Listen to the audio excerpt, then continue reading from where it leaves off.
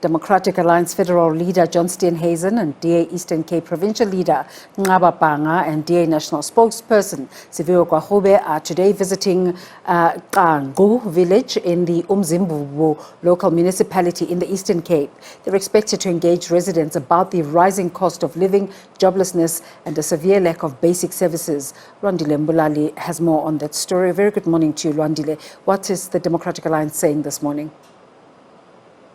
Greetings to you and greetings to everyone watching at home. We are coming to you from Nqaba Bhanga in a village called Qangqu Village, where DA Federal Leader Mr. John Steenhuisen and Provincial Leader Mr. Nqaba Bhanga are visiting today as part of their Freedom Day activities. We have been here since earlier this morning. They have been visiting parts of this area.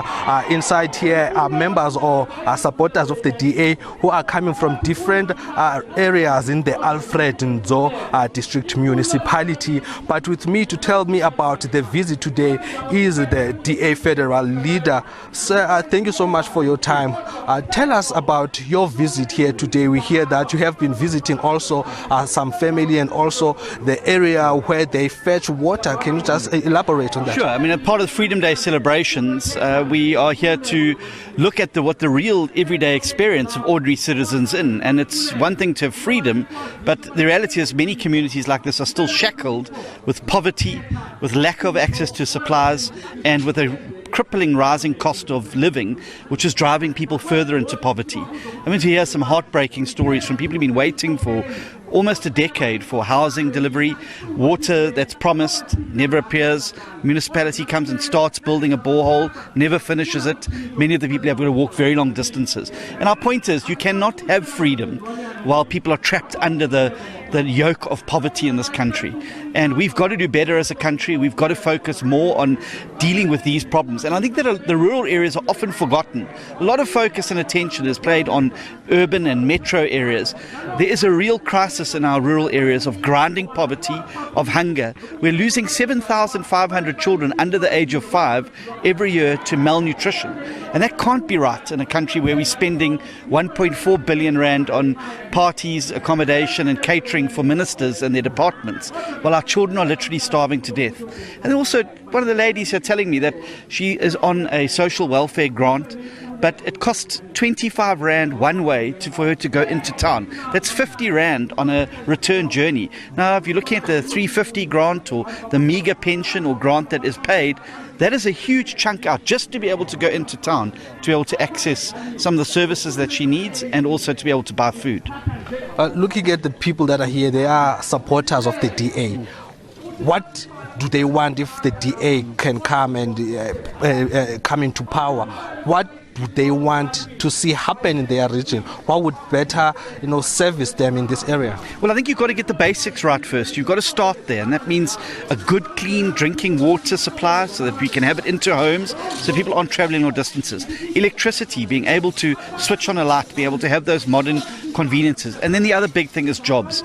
There is a massive unemployment problem in the country. Almost half of our adult population are unemployed, but that burden is even worse in rural areas because there are no job opportunities in rural areas.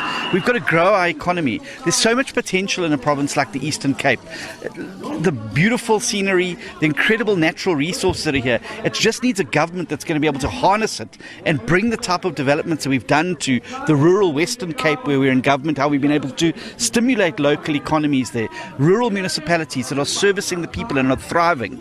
Those are the things that the Eastern Cape needs. It's got all the ingredients. The people here are amazing people. The landscape is magnificent. Just needs a government that cares enough to be able to really turn things around.